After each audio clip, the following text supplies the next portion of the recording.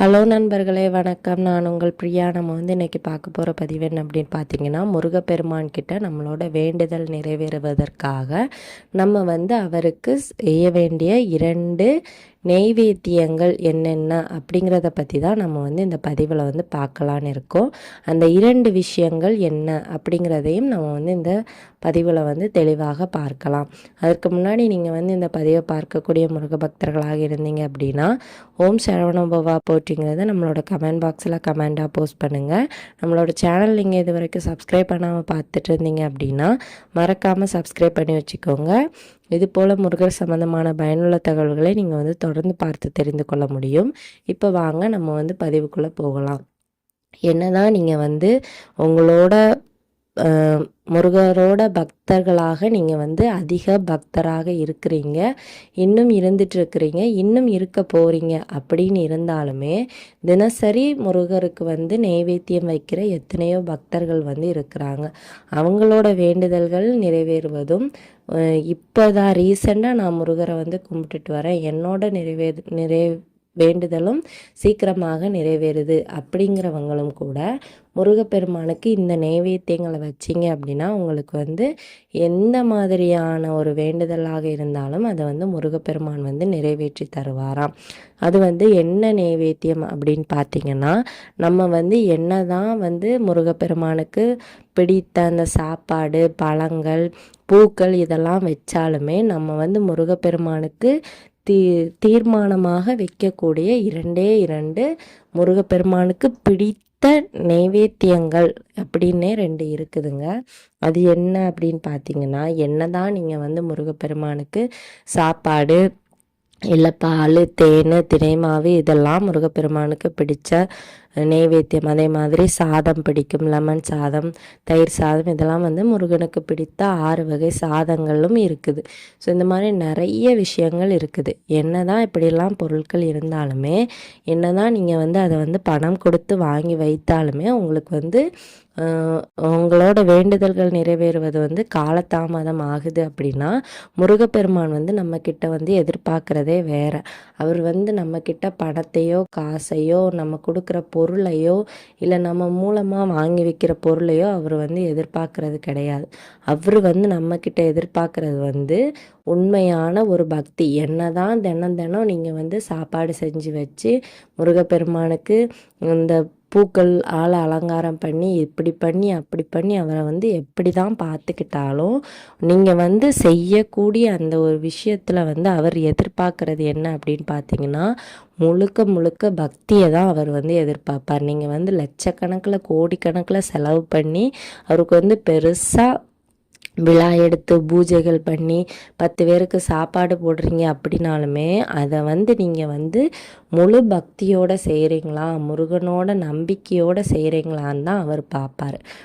முதல்ல அவர் நம்மக்கிட்ட எதிர்பார்க்குறது பக்தி. இதுதான் முதல் நெய்வேத்தியம்.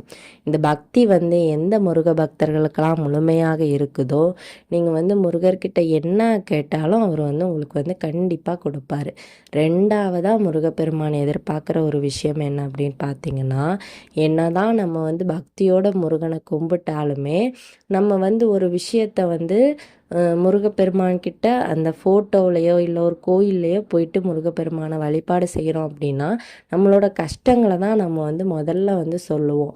அதை தான் நம்ம செய்யக்கூடாது. நம்ம முருகப்பெருமானோட பக்தராக இருக்கோம் அப்படின்னாலே நம்ம அவர்கிட்ட நம்மளோட கஷ்டத்தை சொல்லணும்னு எந்த விதமான அவசியமுமே கிடையாதுங்க. கண்டிப்பாக அவரை பார்த்த ஒரு ஆனந்தத்தில் நம்ம கண்ணில் இருந்து வரக்கூடிய 2 சொட்டு ஆனந்த கண்ணீர் அது நம்மளை அறியாமலே வரணும். எனக்கு இதை நிறைவேற்றித்தா, அதை நிறைவேற்றித்தா, எனக்கு இந்த கஷ்டம் அந்த கஷ்டம்னு சொல்லி அலறது அது ஆனந்த கண்ணீர் கிடையாது. அப்பா முருகா, நான் உன்னை பார்த்துட்டு எனக்கு மனசு நிம்மதியாக இருக்குது அப்படின்னு சொல்லிட்டு வரக்கூடிய அந்த கண்ணிலேருந்து வரக்கூடிய ஒரு சொட்டு கண்ணீராக இருந்தாலும் அது ஆனந்த கண்ணீர். முருகனை பார்த்த ஒரு மன மகிழ்ச்சியில் அது வருது. நம்மளை அறியாமலே நம்ம கண்ணிலேருந்து வரும்.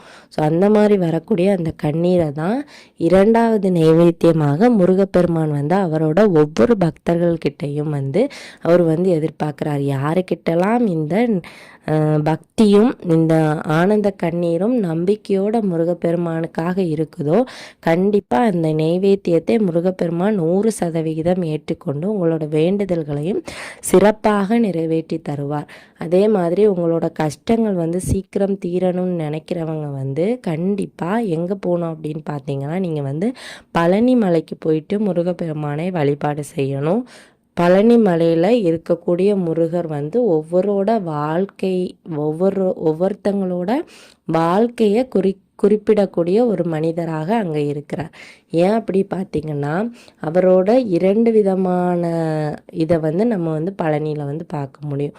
அவரை போயிட்டு அவர் வந்து அங்கே வந்து ஆண்டி கோலத்தில் இருப்பார். அதே முருகர் வந்து அடுத்து ராஜ அலங்கார கோலத்தில் வந்து நம்மளுக்கு வந்து காட்சி தருவார். ஒரு மனுஷன் வந்து அவனோட வாழ்க்கையில் எவ்வளவு கஷ்டத்தில் இருந்தாலுமே அந்த ராஜ அலங்காரத்தில் இருக்கக்கூடிய முருகப்பெருமானை போயிட்டு நம்ம வந்து பார்த்தோம் அப்படின்னா கண்டிப்பாக நம்மளோட வாழ்க்கையில் நம்மளுமே அந்த உயர்ந்த இடத்தை வந்து அடைய முடியும்.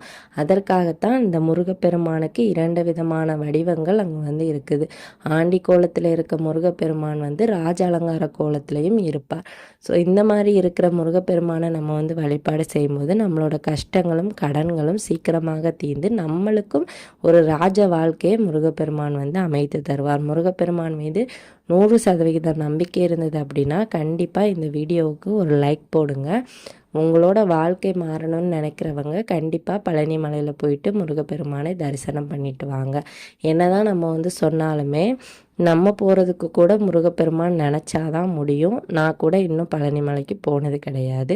ஸோ வந்து உங்களில் எத்தனை பேர் போயிருக்கீங்கிறதே நம்மளோட கமெண்ட் பாக்ஸில் வந்து கமெண்ட் பண்ணுங்கள்.